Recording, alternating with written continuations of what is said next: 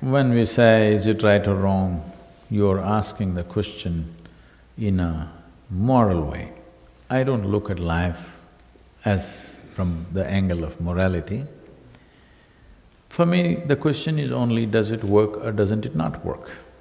Because once we have come here as life, every life, not just human life, every life is aspiring to become a full-fledged life. Yes? A worm wants to be a full-fledged worm, an insect wants to be a full-fledged insect, a tree wants to be a full-fledged tree. And of course, a human being is aspiring to be a full-fledged human being. But we clearly know what is a full-fledged worm, what is a full-fledged insect, what is a full-fledged tree, but we do not know what is a full-fledged human being. Whatever you have become, still there is a longing within you to become something more, isn't it? So obviously you don't know what is a full-fledged human being. So when you do not even know what is a full-fledged human being, where is the time for you to put yourself to sleep? See, any kind of intoxicant means in some way you're putting down life. One who knows how to manage his own thoughts and emotions, if you knew how to keep your thought and emotion the way you want it, would you keep yourself blissful or tense or miserable or what? I'm asking, it's a question. If your thoughts and emotion took instructions from you, would you naturally keep yourself in the highest level of pleasantness and of experience? You would, right? So if you were at the highest level of experience within you, would you want to put it down with alcohol or drug? No. So right now, our minds are in a state where it is causing enormous amount of stress and misery. You want relief at least at the end of the day. If you drink through the day, you will get labeled. So at least when you go home, a month ago, I was in New York City, the large group of people. I asked them, what do you think is the percentage of people in New York City who can sit in the evening peacefully, not even ecstatic, just peacefully, without even a glass of wine? I'm treating glass of wine as the minimum dosage. They went into a debate and they said 5%. 5% of the people can sit peacefully in the evening without even a glass of wine. I was in London among a very prominent group of people. I asked them what percentage of people in London can sit peacefully without even a glass of wine. They said less than 1%. I'm saying the entire world is getting there. You know why? Simply because human intellect is active like never before.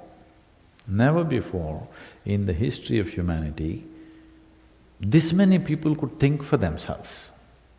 Earlier, your priest, your pandit, your scripture, your guru, somebody thought for you. You were not supposed to think. In many cultures, if you thought, they took off your head. If you thought for yourself beyond the book that was there, they usually took off your head because you were a nuisance. Yes or no? But for the first time in the history of humanity, more people are thinking for themselves than ever before. Once you start thinking for yourself, unless something is logically correct, you cannot swallow it, isn't it? Something comes to you, unless it makes sense to you, you can't swallow it and digest it, isn't it? Even the worst kind of argument that is happening between people, you're watching the presidential debate and all this, worst kind of argument that's happening, for that person it makes sense. Yes or no? At home, husband and wife, there's an argument, both of them thinks the other is absurd, but within themselves it's making sense to them what they're talking, isn't it? So unless it's logically correct, you cannot swallow it.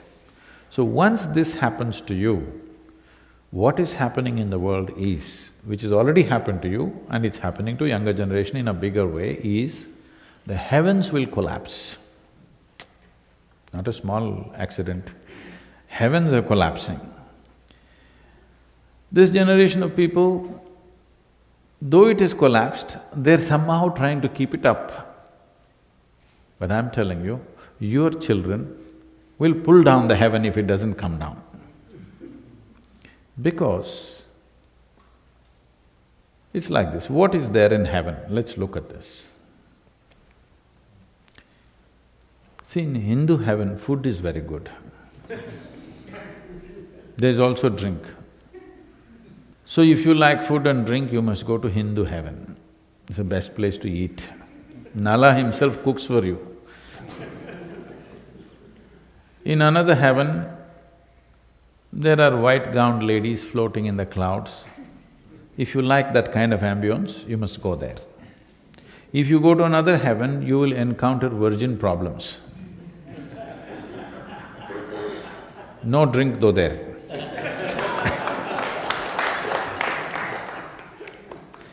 So if you like that, you go there. But how do you go there? What is the GPS to get to heaven? This happened in a Sunday school in Alabama. A Sunday school teacher was on full fire. The audience was not adults, tiny tots, but full on going.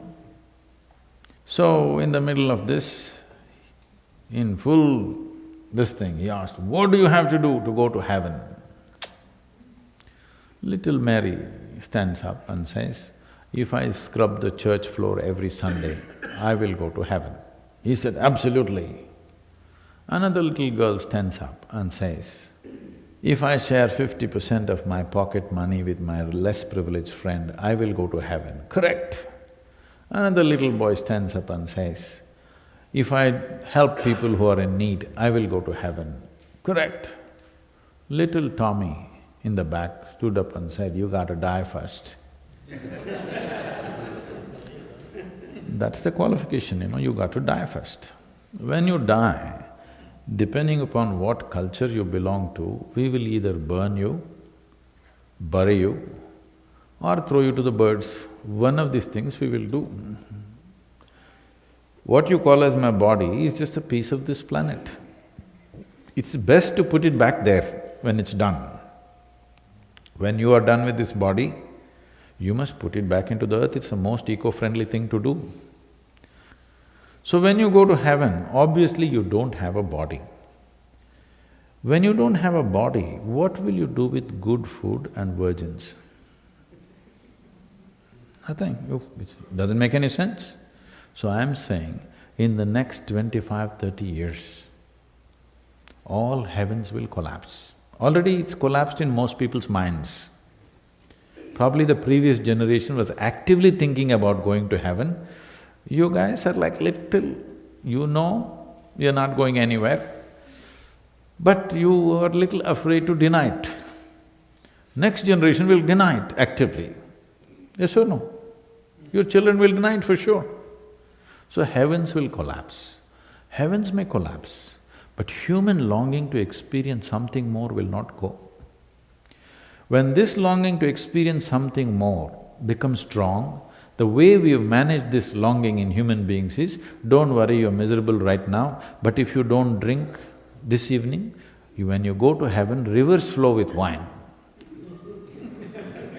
Not in small cups, rivers are flowing. So this hope, once it collapses, which is already collapsing in the next 25, 30 years, it'll vanish in the world. Once this happens, then people will move towards chemicals in a big way. Already the movement is huge across the world. So now, this is not a morality issue, this is just this. Look into my eyes and say, I'm always stoned, never touched a substance. But I am all the time stoned. All of us sitting here in the same hall, we're breathing the same air, probably we eat the same food. But this moment, how I am within myself, I will not exchange this for anything in the universe. You give me the entire world, no deal. Because this is bigger than that. Because human experience is caused from within. If you take charge of it, you create the experience that you want. If you don't take charge of it, accidentally you become high. If the drink worked well, you become high, otherwise you become something else. Now, if you take charge of the basis of your experience, you will naturally cause the most pleasant experience for yourself. So, this is not about drink, this is not about drug. This is about, have you taken charge of your life or are you an accident? If you're an accident, anxiety is natural, isn't it? If you're anxious, you want to somehow put down life at least in the evening. If it doesn't allow you, at least in the weekend you want to go down a little bit. See, the greatest thing that you have in your life, we are supposed to be the peak of evolution on this planet, yes? Compared to any other creature, we are supposed to be the peak of evolution. In this peak of evolution, one thing that's happened to us is, see, physiologically, we are not as robust as other creatures, yes? The greatest thing that's happened to us is our intelligence blossomed. If our intelligence has blossomed, truly blossomed, then we should at least know how to make this absolutely beautiful and pleasant, isn't it? If intelligence has blossomed, if you want to create the world that you want, is it not important at least you are capable of creating yourself the way you want? Even what you want doesn't happen within you, how will it happen in your life? It is not about… For most people, it is not about their life is not happening the way they want it. Even their mind is not happening the way they want, that's all their misery is. This happened. On a certain day, a lady went to sleep. A lady went to sleep. In her sleep, she had a dream. In her dream, she saw a hunk of a man standing there and staring at her. Then he started coming closer, closer, closer. He came so close she could even feel his breath. She trembled, not in fear. And then she asked, "What will you do to me?" The man said, "Well, lady, it's your dream."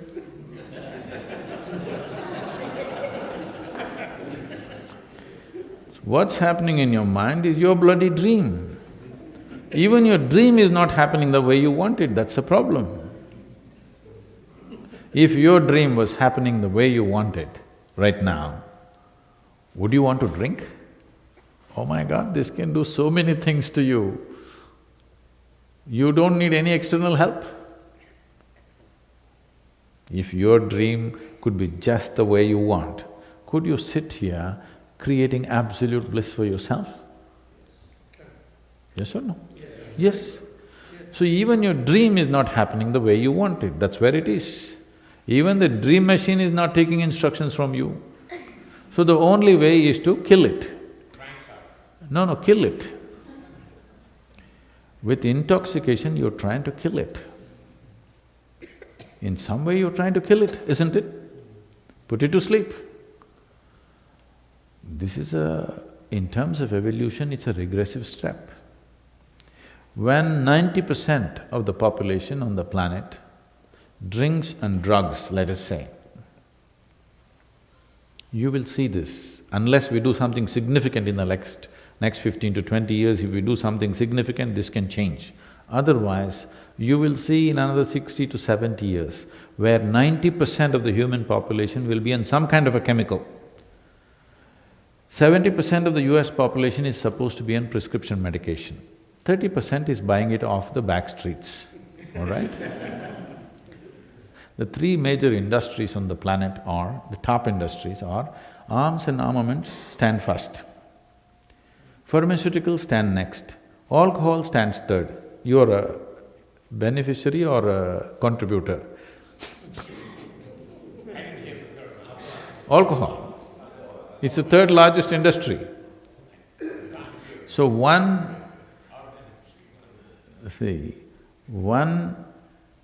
takes you towards death, another pretends to get you back, another is 100% death.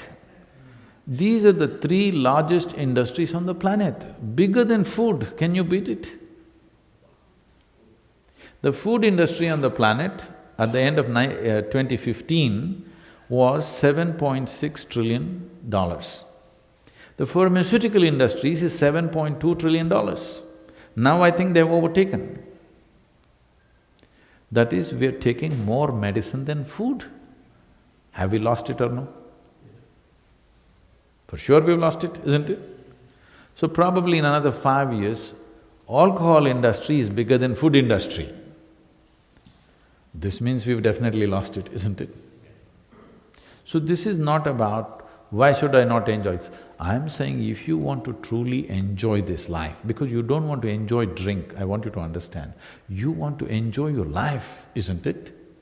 If you want to enjoy this life, I will teach you a way where you can be super intoxicated, at the same time super alert. How's that for you? Amazing. Look at me. Yeah, amazing. I'm all the time drunk. But if you want, I can just go off like this any moment. I can. You've not seen me. I can go totally intoxicated any moment because all the time I'm on, all the time fully aware. This is what needs to happen to humanity, isn't it? And every human being is capable of this. They've just not paid attention in that direction, that's all. They're going for cheap solutions.